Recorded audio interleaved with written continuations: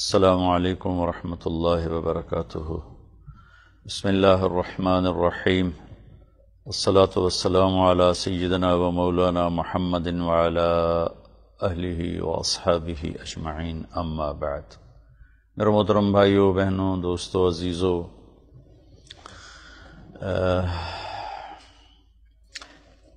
ایک بات آپ سے عرض کرنی ہے، اس کے لیے ایک چھوٹی سی کہانی آپ کو سناتا ہوں، ایک حکایت، ایک کہاوت، ایک کہانی۔ ایک ٹیچر نے اپنے شاگرد کو دنیا کا نقشہ بنا ہوا تھا ایک چارٹ پر، اس نے ایسے پھاڑا، ٹکڑے ٹکڑے کر کے زمین پہ پھینک دیا۔ اپنے شاگرد سے کہنے لگا اس کو جوڑو۔ تو وہ شاگرد پریشان ہو کے دیکھنے لگا کہ میں اسے کیسے جوڑوں گا، یہ تو ٹکڑے ٹکڑے ہو گیا ہے۔ وہ اٹھا کے لے گیا۔ تھوڑی دیر کے بعد وہ سارا نقشہ بنا کے واپس لے آیا۔ جب استاد نے اس کو چیک کیا تو ہر ٹکڑا دوسرے ٹکڑے کے ساتھ بالکل صحیح ملا ہوا تھا۔ وہ بڑا حیران ہوا کہ بیٹا تم نے اتنی جلدی یہ سارا نقشہ کیسے جوڑ لیا؟ میں کہا استاد جی آپ ذرا بیک سائڈ پہ دیکھیں۔ تو بیک سائڈ پہ دیکھا تو ایک انسان کا اس میں پورا اسکیچ تھا۔ اس نے کہا استاد جی میں نے جب اس کو جوڑنے لگا تو مجھے تو سمجھ میں نہیں آ رہا تھا کس باؤنڈری کو کس کے ساتھ جوڑنا ہے، تو اس الٹ پلٹ میں مجھے ایک ٹکڑے پر ایک آنکھ بنی ہوئی نظر آئی۔ تو پھر میں نے دنیا کا نقشہ چھوڑ دیا اور میں نے انسان کا نقشہ ڈھونڈنا شروع کیا۔ آنکھ مل گئی، ہاتھ مل گیا، ماتھا مل گیا، سر مل گیا، پاؤں مل گئے، سینہ مل گیا، کمر مل گئی۔ تو میں اس کو جوڑتا گیا، میں نے دنیا کا نقشہ الٹا دیا اور انسان جوڑتا گیا جوڑتا گیا جوڑتا گیا۔ تھوڑی دیر میں انسان کے ٹکڑے تو چھوٹے تو سارے جڑ گئے۔ جب ان کو میں نے جوڑ کے پلٹ کے دیکھا تو دنیا کا نقشہ بھی جڑ چکا تھا۔ تو استاد بہت حیران ہوئے اور اس کو شاباش دے کر کہا بیٹا بات بھی ایسی ہے، انسان بن جائے تو دنیا بن جاتی ہے اور انسان بگڑ جائے تو دنیا بھی بگڑ جاتی ہے۔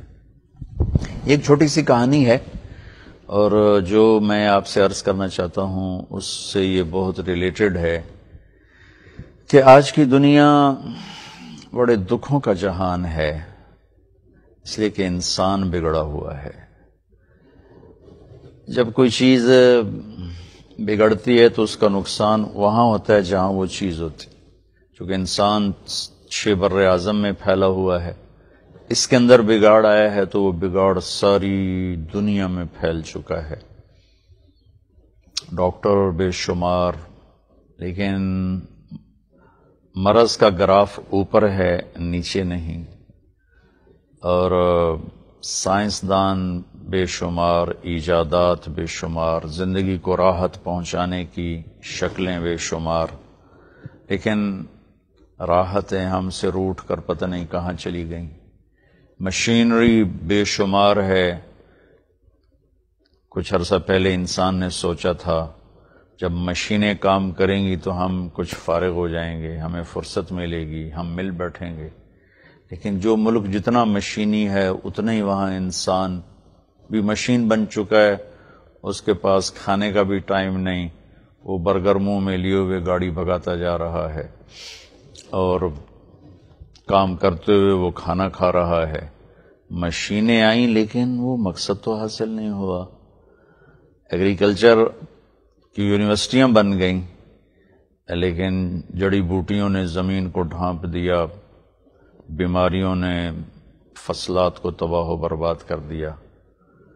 علم کے نام پہ ایک چھوٹی نرسری سے لے کر اعلیٰ درجے کی یونیورسٹیز بنی، لیکن علم تہذیب لاتا ہے، لیکن آج کا جتنا پڑھا لکھا انسان ہے وہ تہذیب کا لفظ ہی بھول گیا ہے اور انسانیت درندگی، حیوانیت کی طرف چلی گئی ہے۔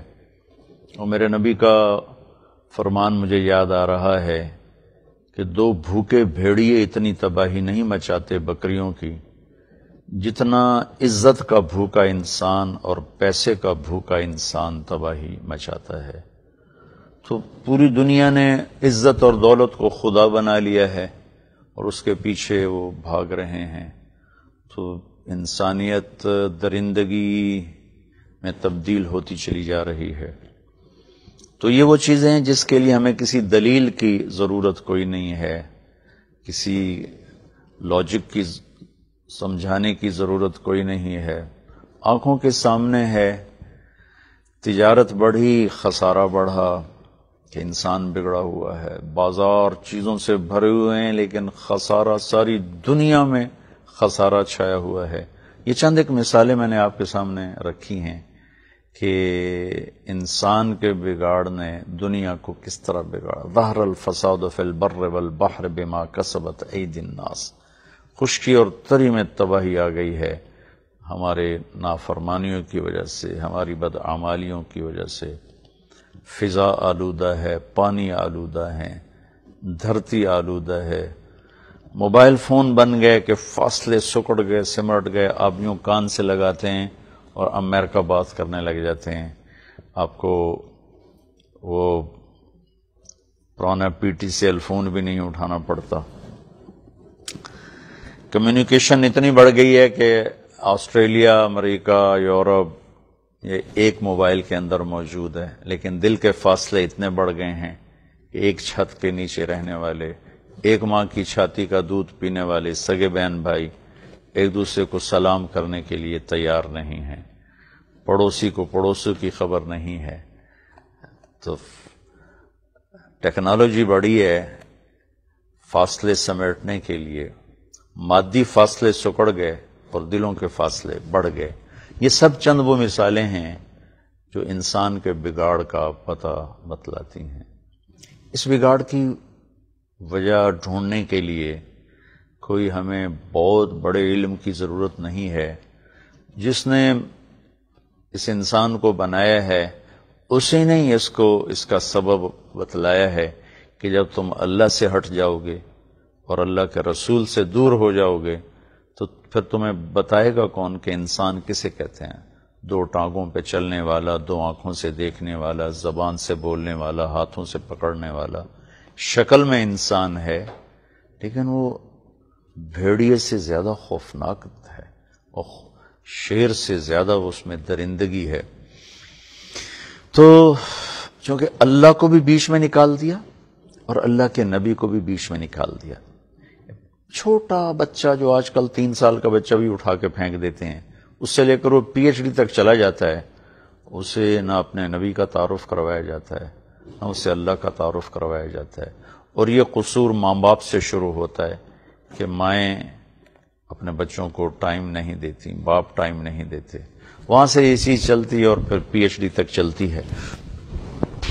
اللہ اس کا رسول کا تعلق ایک ایسی چیز ہے جو انسان کو انسانیت کے دائرے میں لے کر آتا ہے۔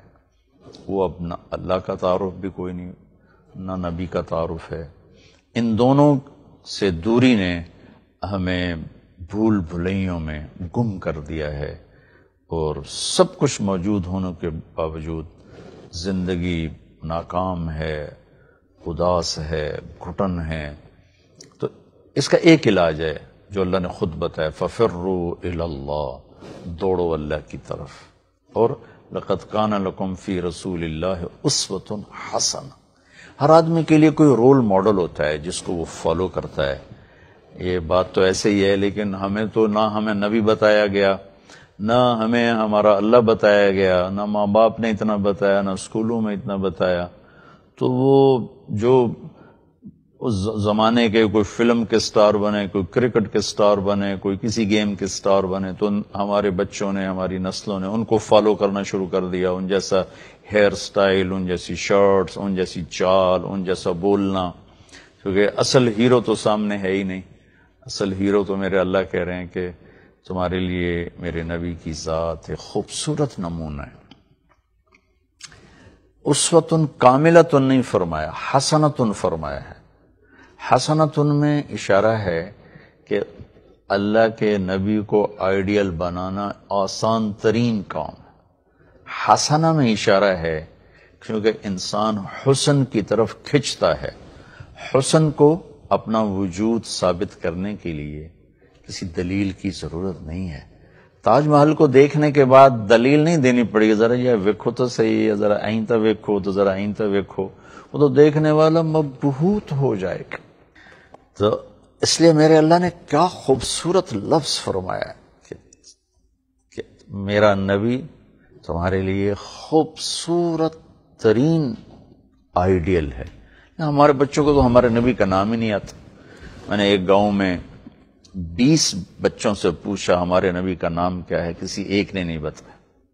تو یہ اس وقت ایک بہت بڑا المیہ ہے.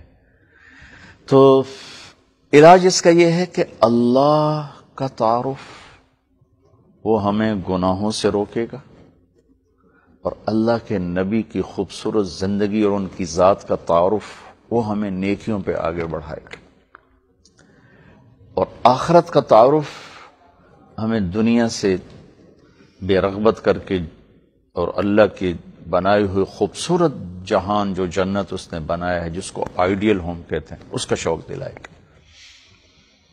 تو ایک چھوٹی سی اینٹ رکھنے لگے ہیں، پتہ نہیں ہے کہ کل کو یہ عمارت بنے. نیت ضرور ہے، ایک بیج ڈالا ہے، کل کو یہ درخت بنے نہ بنے یہ اس کو پتہ ہے. مالی دا کم پانی لانا بھر بھر مشکاں پاوے، مالک دا کم پھل پھل لانا لاوے یا نہ لاوے. اگلا کام تو شہنشاہ کا ہے، لیکن ایک نیت کی ہے کہ ہم اپنی نسلوں کو اللہ کے نبی کا تعارف کروائیں. ہم انہیں بتائیں کہ اللہ کے نبی کون ہیں، کیا ہیں، جن کو بنانے والے نے بنا کر خود ان سے پیار شروع کر دیا اور انہیں اپنا حبیب بنایا، اور ان کے وجود کی قسمیں اٹھائیں. لعمرک، آپ کی جان کی قسم، آپ کے چہرے کی قسمیں، آپ کی زلفوں کی قسمیں، آپ کے شہر کی قسم، آپ کے بول کی قسم، آپ کی نبوت پر قسم، آپ کی کتاب کی قسم. قرآن بھرا پڑا ہے.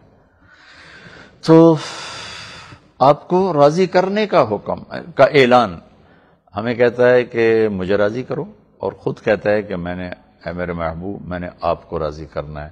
وَلَسَوْفَ يُعْطِيكَ رَبُّكَ فَتَرْضَىٰ، میں نے آپ کو اتنا دینا ہے کہ آپ راضی ہو جائیں.